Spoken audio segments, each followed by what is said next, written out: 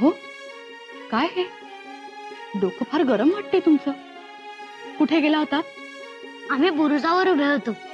खाली वाकून बघत होतो. किती गर्दी लोकांची, किती घोडे. जिकडे बघावं तिकडे घोडेच घोडे. फौजा निघालायत ना? मातोश्री, आम्ही जाणार दादासाहेबांबरोबर मोहिमेत. बर, पण आधी काहीतरी खाऊन घ्या. आम्ही की नाही तुमच्यासाठी खूप खूप लाडू केले. आम्हाला दोघांना पुरतील ना मोहिमेत? तुम्ही जर का मोहिमेत जाण्याचा हट्ट धरणार असाल तर तुम्हाला काही लाडू मिळणार नाही. सांगा बघू, लाडू का मोहीम? मोहीम. आम्ही जाणार मोहिमेत. दादासाहेबांशिवाय आम्हाला करमणार नाही. बाळराजे, अहो युद्धात वेळ नसतो. तुमचे लाड करायला तिकडे कोणाकडेही वेळ नसणार. आम्ही नाही करून घेणार लाड. बाळराजे, ऐकावं. सारखा सारखा असा हट्ट धरू नये. बर, समजा तुम्ही गेला तर तुमच्या दादासाहेबांचं युद्धात लक्ष लागेल का? मग आम्ही काय करू? आम्हाला आता मोहिमेत जायचंच आहे. तुम्हाला तसंही दक्षिणेत काही जाता येणार नाही. असे का? कारण तुमचे आबासाहेब जेव्हा तुमचा जन्म झाला होता ना, तेव्हा आबासाहेब म्हणाले होते, तुम्ही उत्तर पालथी घालाल, मोगलांना संपवाल युद्धात. असे म्हणाले आमचे आबासाहेब? आणि ही काही उत्तर नाही, ही तर आहे दक्षिण मोहीम. त्यामुळे दक्षिणेत तुमचे दादासाहेब पराक्रम गाजवतील आणि उत्तरेत तुम्ही पराक्रम गाजवाल. मग आम्हाला उत्तरेत जाऊ द्याल? होत? अहो, उत्तरेत तुम्हीच जायचंय, मोगलांना तुम्हीच संपवायचंय. खरंच? हो, अगदी खरं. हवं तर तुमच्या दादासाहेबांना विचारा. पण त्याआधी तुम्हाला हे सगळं करायला खूप खूप मोठं व्हावं लागेल. आणि मोठं व्हायला खूप खाल्लं पाहिजे, चांगलं शिकलं पाहिजे, व्यायाम केला पाहिजे, तलवार सुद्धा चालवता यायला पाहिजे. हो की नाही? आम्ही सगळं करू, पण त्या अगोदर आम्हाला दादासाहेबांना विचारून येऊ द्या. हो हो, पण त्याआधी लाडू खाऊन घ्या. 2 लाडू द्या. एक आमच्यासाठी आणि एक आमच्या दादासाहेबांसाठी. बर.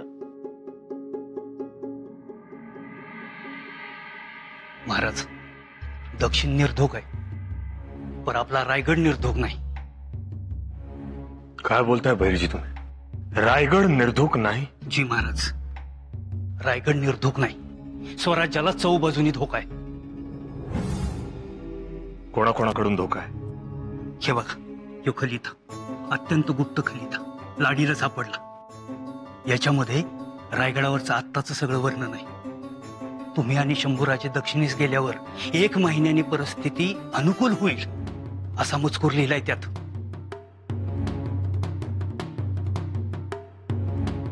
याचा अर्थ आपल्यातलेच काही लोक सिद्धीशी संधान साधून आहेत. होय महाराज, तुम्ही जाताच सिद्धी जंजिऱ्याच्या बाहेर यायला उतावळा झालाय. अहो, तुमच्या दक्षिण मोहिमेची तो वाटच बघतोय. त्याच्या मनात काहीतरी काळबेर आहे महाराज. असं? आणि याच दरम्यान इंग्रजांची पोर्तुगीजांची गलबत जंजिऱ्याला होती 2 दिवस. महाराज, मला त्यांच्या भेटीचा हेतू ठीक वाटला नाही. ही गोष्ट मात्र गंभीर आहे. या सगळ्याचा आम्हाला अंदाज होताच, पण गनिम इतक्या तयारीनिशी उतरेल असं वाटलं नव्हतं आम्हाला. ठीक, सिद्धीवर नजर ठेवण्यासाठी आपल्यातले काही मातब्बर सरदार आपण निवडू, त्याची आम्हाला काळजी नाही. पण रायगड निर्धोक नाही असं तुम्ही म्हणालात बहिर्जी, त्याचं कारण? तुम्ही दोघंही दक्षिण मोहिमेवर जाणार हे बघून गडावरच्या काही मंडळींना बारीक आनंद झालाय.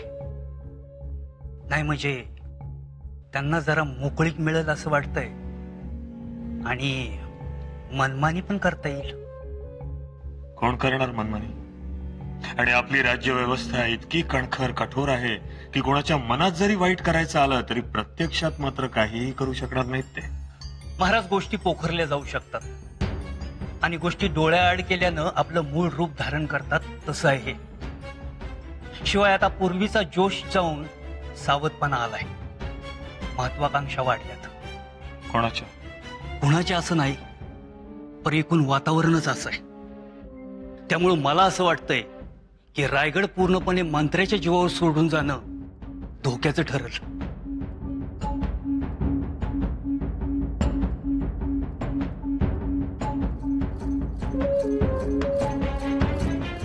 वैरजी, आणखीन काय? होय महाराज, आणखीन एक वार्ता आहे माझ्या कानावर आली आणि खात्रीशीर आहे. कोणती वार्ता?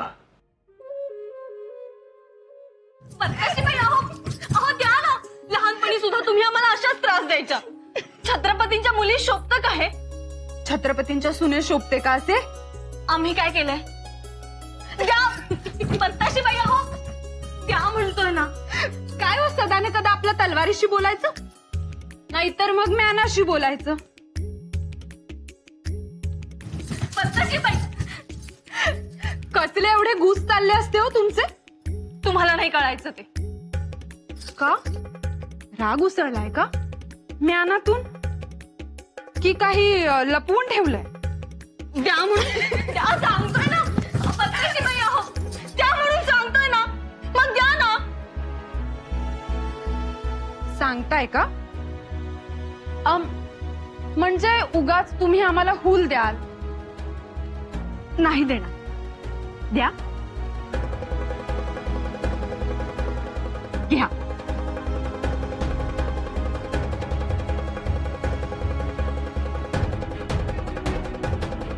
सांगा. ही म्यान आम्ही आमच्या स्वारींना भेट म्हणून देणार आहोत. म्यान भेट देणार? हो. अहो, माणसं कट्यार देतात, खंजीर देतात भेट म्हणून, की म्यान द्यायची? परवा तुम्ही युवराजांच्या तलवारीचं पातं बघितलं ना, कसं लखलख करत होतं. हो तर, चुकून माशी बसली तर तिचे 2 तुकडे होतील एवढी धार तलवारीला. आणि कोणामुळे? ह्यानामुळे. एवढ्या धारधार तेजाळ पात्याला ही म्यान कवेत घेते बर का, जिथं मरणाशिवाय रक्ताशिवाय दुसऱ्या कोणत्याच गोष्टीला वाव नसतो. तिथं ही मरणातूर पात्याला स्वतः नखशिखांत लपेटून घेते. फक्त लपेटून घेत नाही, तर त्याची जपणूक करते. म्यान एकमेव आहे जी तलवारीची जोखीम घ्यायला सदैव तयार असते. हो ना हो.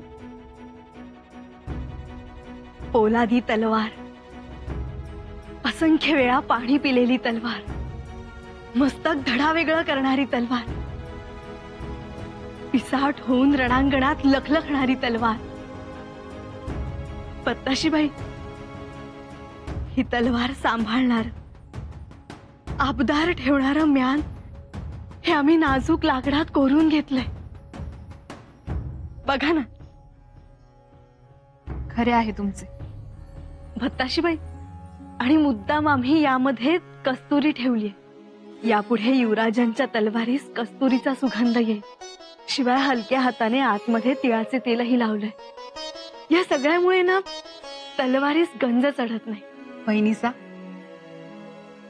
केवढं करता हो, किती काळजी घेता आमच्या दादासाहेबांची. तुमचे दादासाहेब आहेतच तसे. हो, पण एका गोष्टीचं जरा तुम्ही केलं, छान मॅन केलं, पण शेवटी सवतीचंच घर ना. तुम्ही ना, नाहीतर काय, तलवार तुमची सवत नाही तर कोण आहे? खरंच हो, आमची सवतच आहे. जशी ही मॅन आमच्या दादासाहेबांसाठी, तशा तुम्ही एक मॅनच आहात. आम्ही? हो ना वहिनीसा. हर एक माणसाला जपणारं मॅन पाहिजे असतं. नाजूक, नक्षीदार, कलाबुतांनी सजलेलं. आणि महत्वाचं म्हणजे आपल्या माणसाच्या धारेचा आब राखणार. हो ना. हो ना काय, तुम्हीही अगदी तशाच आहात. जोपर्यंत तुमच्या प्रीतीचं अस्तर उडत नाही, तोपर्यंत तलवारीचं पातही गंजत नाही. आणि नाहीच गंजणार. बघा ना, आम्ही किती विचार करत होतो की युवराजांना काय भेट द्यावी म्हणून, आणि मग ठरवलं की म्यान द्यायची, की जी सदैव त्यांच्या कमरेला राहील. खूप खुश होतील युवराज, आणि मोहिमेचा उत्साहही वाढेल त्यांचा. उत्साह वाढेल नाही, उसळेल म्हणा. शेतकऱ्यांचेही अति लाड होत चाललेत हो. भाजीच्या देठालाही हात लावायचा नाही असा हुकूम आहे महाराजांचा. आता शेतकरी पेंड्याच बांधणार. महाराज एरवी कोणाला वेळ देत नाहीत, पण शेतकऱ्यांना तर आत दालनात घेऊन गेले. ते राहूजी नाना होते ना तिथे, हं? अहो त्यांच्या कामाचा खोळंबा. राहूजी नाना महाराज शेतकऱ्याला घेऊन आतमध्ये गेले ना. मोरोपंत शेतकरी नव्हता तो, मग बहिर्जी नाईक होते. काय काय म्हणाले? कुंपणच शेत खाते असं म्हणाले. असं म्हणाले बहिर्जी? हो असं म्हणाले. लगेच महाराजांनी हातातलं काम सोडलं आणि त्यांना आत बोलावून नेलं. पण राहूजी नाना, आतमध्ये नक्की काय बोलणी चालली आहेत त्याबद्दल तुम्हाला काही कल्पना? कल्पना नाही, पण आपण अंदाज बांधू शकतो. कुंपणच कसं शेत खातंय हे सांगत असतील बहिर्जी महाराजांना. आता महाराज ठरवतील कुंपण तेच ठेवायचं की बदलायचं, नाहीतर कुंपणाभोवतीही कुंपण होऊ शकतं. महाराज काहीही करू शकतात, पण बहिर्जी काय बोलतायत ह्याच्यावर सगळं अवलंबून आहे. हो बरोबर. बहिर्जींचा कौल शेवटचा हे ठरलेलं. पंत, फिरंग्याचा माणूस आलाय भेटायला, पाचाडला थांबलाय. तिकडे थांबलाय? जमलेला लष्कर पण घाबरलाय तो, पुढे येईना. काहीतरी वस्तू आहे त्याच्याकडे, भेट वस्तू आणल्यात. अरे कसल्या भेट वस्तू? त्याला जा म्हणावं, आम्ही निरोप देऊ तेव्हा ये म्हणावं. ती पिढा इथून घालव. का हो सुरनीस, घ्या की. घेण्यासारखी परिस्थिती नाहीये आता, आणि एवढ्यात तरी मला कुंपण व्हायचं नाहीये. हो हे मात्र बरोबर. आणि आता भेटवस्तू घ्यायला आपल्यासोबत आहे तरी कोण? आम्ही का आमच्यासाठी घेतो तू भेटवस्तू? हे बाबा तुझा त्याला निघून जा म्हणावं. हं? जी. चांगला धसका घेतलाय तुम्ही पंत. मसलत होऊ द्या, मग बोलू. महाराज, औरंगजेबाचं दिलेर खानाला फरमान आलंय. असं? होय, तुम्ही दक्षिणेला जाणार या खबरनं उत्तर पार खडबडून जाग झालंय. औरंगजेब हुशार, त्याला आमच्या राजकारणाची बरोबर चाहूल लागली. संपूर्ण दक्षिण एक करण्याचा आमचा प्रयत्न आहे हे त्याला समजलंय.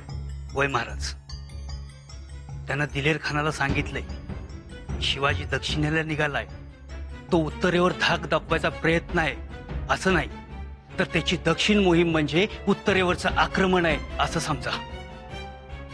त्याने बरोबर ओळखलं. होय, त्यांनी दिलेर खानाला सक्तीच्या सूचना दिल्यात की स्वराज्यात अराजकता माजवा. म्हणजे त्यास गड मुलूक ताब्यात घ्यायचा आदेश नाही. घेतला तर ठीकच आहे, पण मोठं राजकारण साधावं. तू गाजी आहेस, दिलपाक आहेस, शिवा त्याच्या मुलकात नाही याचा मोका साध. तुझी सरपराजी करून नवाजकी करेन, संधीची वाट बघ. त्या दिलेर खानाच्या मनात आपल्या मराठी मुलकाबद्दल लय तिटकार आहे महाराज. तो नेहमी आपली कुंकुवत बाजू हेरण्याचा प्रयत्न करत असतो. औरंगाबाद मध्ये लय कारस्थानं शिस्त आहेत. त्या दिलेर खानाची नियत ठीक नाही, आणि ज्या खबरा येत्यात त्या सगळ्या काळजीत टाकणाऱ्या आहेत. ठीक महाराज, आपण इथं नसताना स्वराज्य चौबाजूनी घेरलं जाणार, म्हणून इथं आपल्या विश्वासातली आणि पराक्रमी माणसं पाहिजेत. अजून काय? आणखी एक मुद्दा आहे महाराज. बोला बहिर्जी. नाही म्हणजे कानावर आलेली गोष्ट आहे. दक्षिणेत शंभूराजांना दगाफटका होऊ शकतो. नाही म्हणजे खात्रीशीर नाहीये. आम्ही असताना दगा फटका? कोणाची हिंमत आहे दगा फटका करण्याची? दक्षिण म्हणजे कर्नाटक, संभाजी नावाला धार्जिन नाही. आधीच दक्षिणेनं एका संभाजीला बहिर्जी, त्या असल्या गोष्टी आम्ही मानत नाही. महाराज, आम्ही पण असल्या गोष्टी नाही मानत. पर जे कानावर आलं ते तुम्हाला सांगितलं.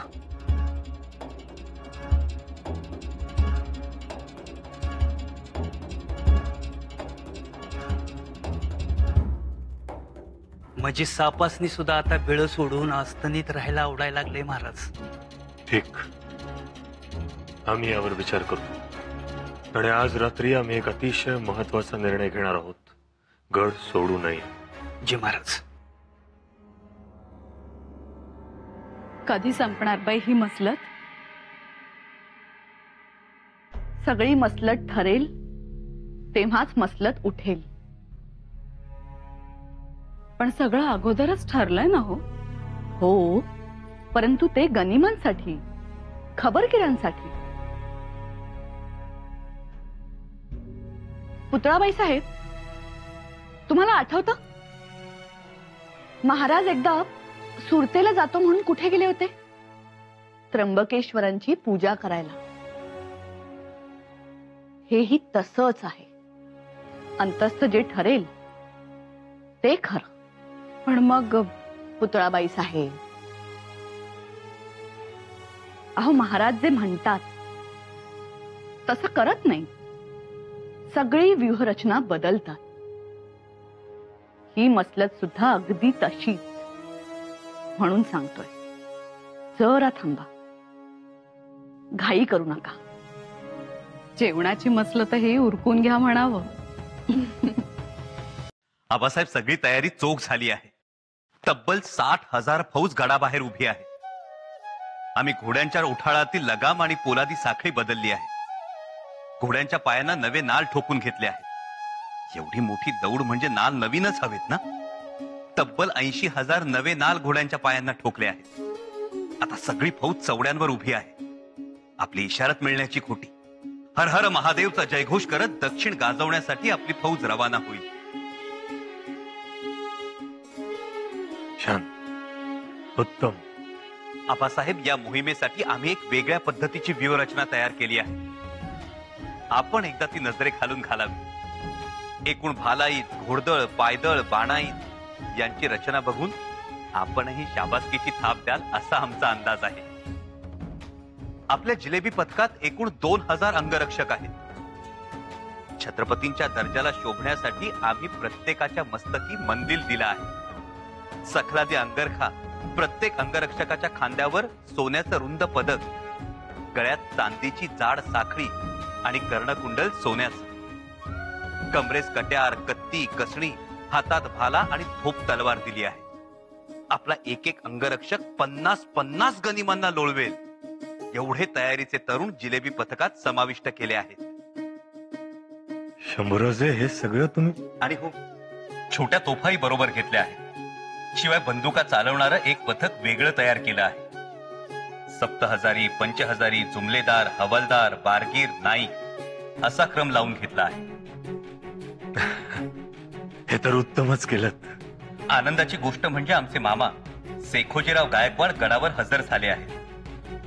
हंबीर मामा, आनंदराव मकाजी, बाबाजी ठमढेरे, सरदार कोंडे देशमुख, सरदार नलावडे, सरदार अहिरे ही मंडळी आघाडीवर आहेत. त्याचबरोबर खबरगीर, हुलस्वार, तंबू उभारणारे फरासी, सर्व कारागीर, खानसामे सगळी तयारी जय्यत आहे. आणि आम्ही तर केव्हाचे कंबर कसून तयार आहोत. आमची तलवार आसुसलेली आहे तुम्हाला पराक्रम दाखवण्यासाठी. शंभूबाया, तुमची मेहनत, तुमची धावपळ आम्ही पाहतो आहोत. आता तुम्ही देखील थोडा आराम करावा. जी आबासाहेब.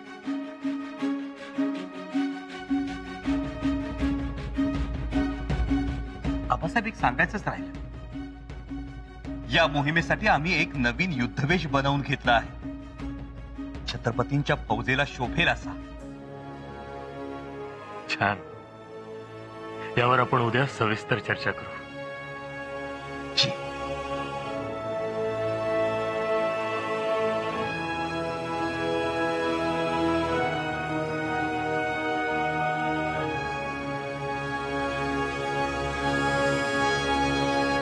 शंभूबाई, परिस्थितीनं असा डाव साधला आहे की या मोहिमेवर आपल्या दोघांपैकी एकालाच जाता येईल.